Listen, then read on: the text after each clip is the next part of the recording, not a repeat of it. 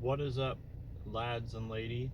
Uh, this is becoming a bit of a bad habit of mine, doing these car vlogs instead of proper videos. But I assure you, I have a better setup today, even if just marginally. Unless you live under a rock, Adepticon is a thing that just happened. And as any good YouTuber in the Warhammer scene, I got to talk about it. I got to tell you what's up with my thoughts and opinions on what transpired that glorious occasion that was Adepticon this year. Holy shit! Did GW actually do a good review show? Like, it was actually fucking. That was a banger. That was fucking good. There was a lot of cool stuff shown all at once. It wasn't just like one cool thing and we all wasted like a couple hours. Like, that was a fucking banger. So, just really quick, I'm not going to touch on every single thing like I've done before. I'm just going to touch on kind of the things that I care about or are relevant to me. So, we got to start off with our boy, the lion. The grumpy old man himself has woken up from his nap.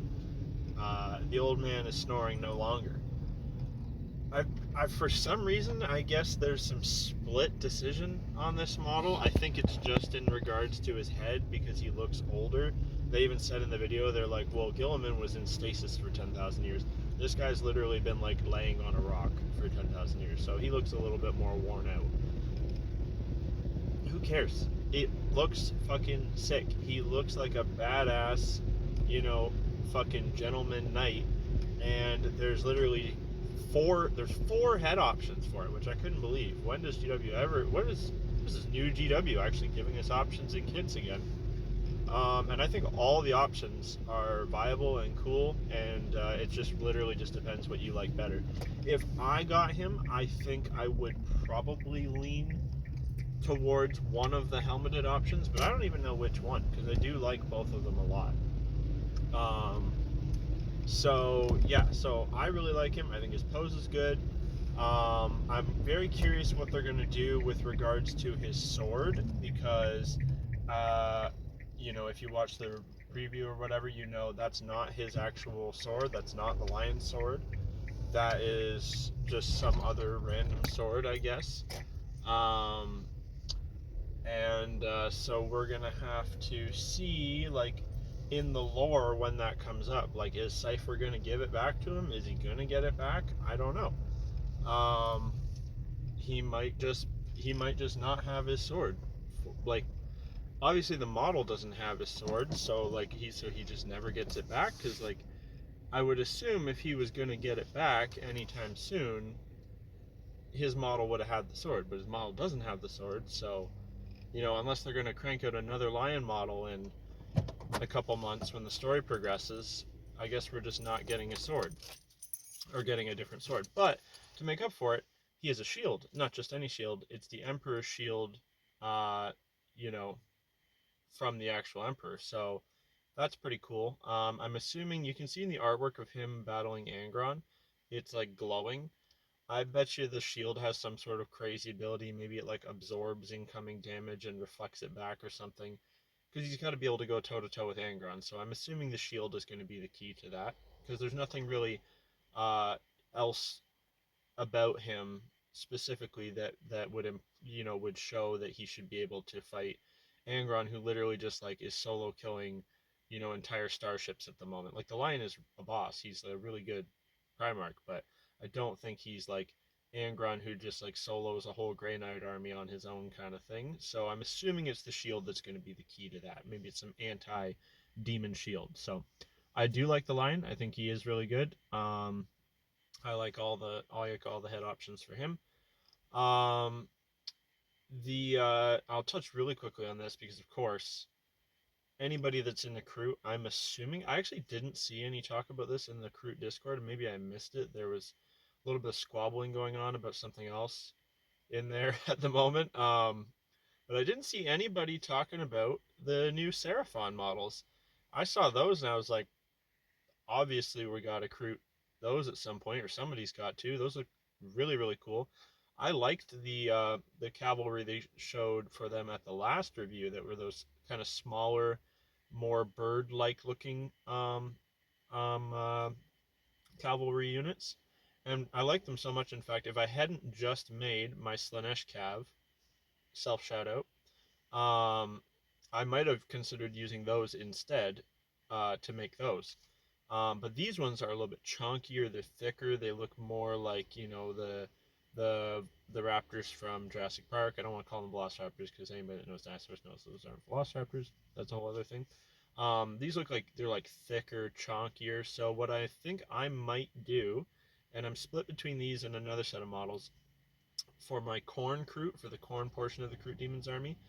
I might use those guys to make blood crushers. So have like some armored crew riding and maybe slap some armor on them too, because they look pretty like thick and chonky. Like they could represent like the toughness of a blood crusher. I think that would be okay.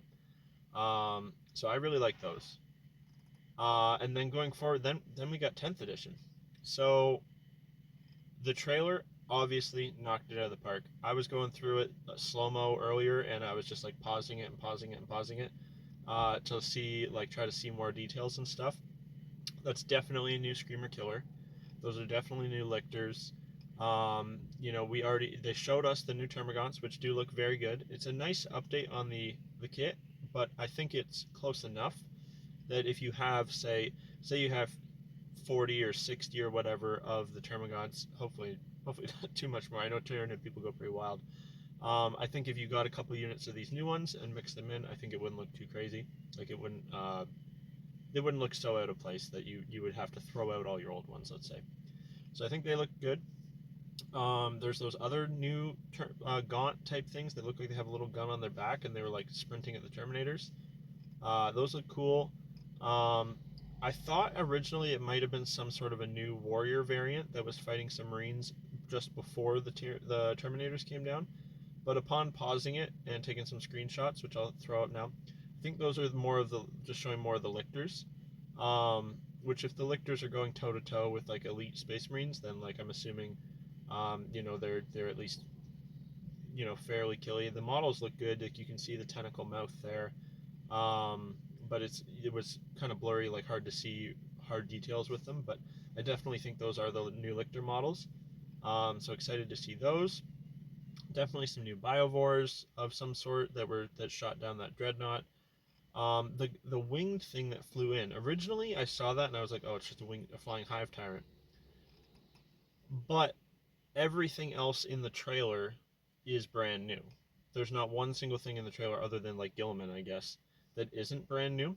So that has to be a new thing, and it is a bit small to be a hive tyrant. Like it's quite a bit smaller. So is that a Shrike? Is that a character? Is that like a new? I would like a standalone Tyranid Prime kit that has maybe some better, more unique rules than he's just like a slightly beefier warrior. And maybe one of the options is to give him wings. That would be pretty cool. I would like that a lot. You got the new floaty brain bug. I was never a huge fan of the brain bugs. It's just not like they're just not my favorite Tyranid models. But I'm sure if you're somebody that likes those type of models, you would like this thing a lot. Space Marines, a whole ton of stuff like intercessors with flamers. Yeah, okay. Like I guess it's just like I'm kind of over intercessors at this point, so just like them with a new gun, don't really care. I do like I'm gonna laugh, but I think he's probably a lieutenant. The like main guy you see running through the trailer with he's got like a combi like rifle with flamer underslung. I bet you he's a lieutenant. I would actually bet that quite hard. Um, I thought he was pretty cool. Maybe they're going to redo like the Tyrannic War Veterans and make that a unit that all Space Marines can have. I would hope they wouldn't just do that for Ultramarines again, but that would be pretty sick because he had like a fancy shoulder pad and stuff, and and this is the fourth Tyranid War, so I could see that. Terminators, I've always loved Terminators, so that's a welcome thing for me. You could see a captain and a librarian. So those both looked great. Um, and yeah, so I thought all of that did look really, really good. All the models and things that were shown off in that did look great. Now, the main talking point, 10th edition. How do we feel about 10th edition and what they've said so far? Hyped. Hyped probably doesn't even scratch the surface.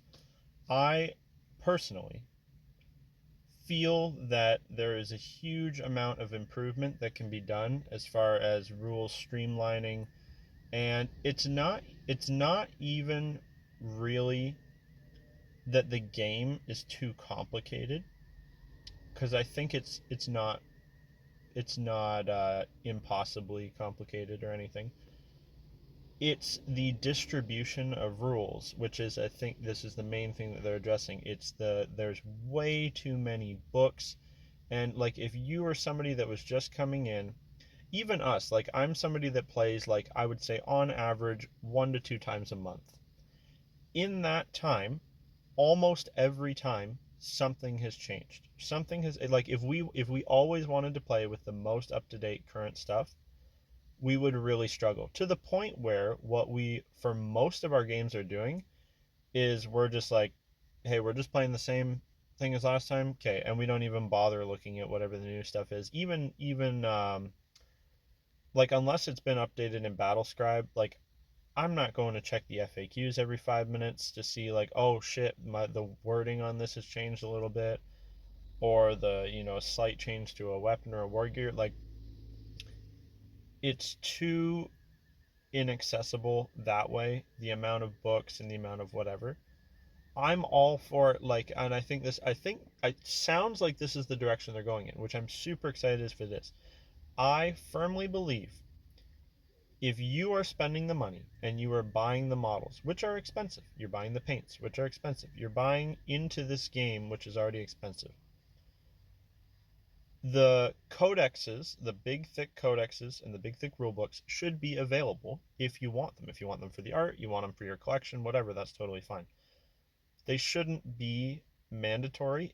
All of that should be online, I think. I think that the rules to play your army, and like I should be able to go buy an army and sit down and play it. I shouldn't have to worry about buying several different books just to play it.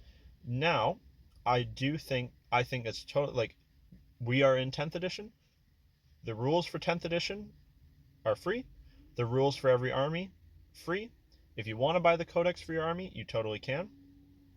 And then if they want to put out, hey, here is a cool, fun new game mode to try. Here is a fun new war zone to explore. Later on in the edition, like you've played a whole bunch of games, you've wrapped your head around the rules. Hey, here's a new way to play. This one you buy the book for.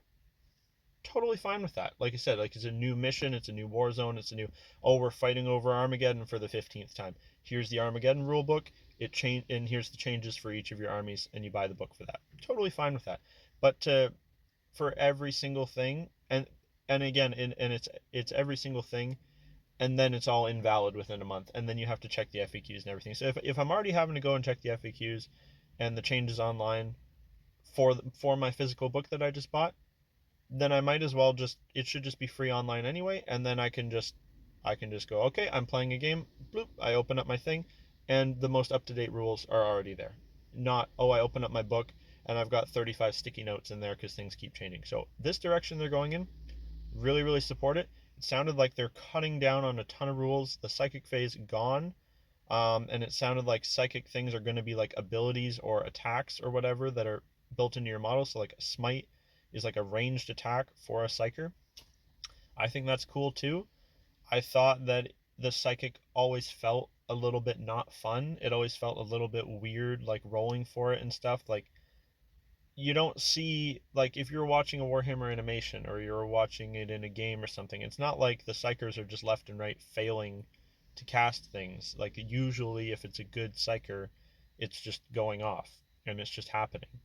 And a stronger psyker does a stronger thing or whatever. So that makes sense to me, that like a guard psyker, maybe he only has one little ability and it's one little attack, or it's one little buff and it just happens and it's pretty weak. And then the Space Marine one does a better thing and he has a stronger attack or whatever, because he's more powerful and he's more trained, and so on and so, or maybe he has more than one.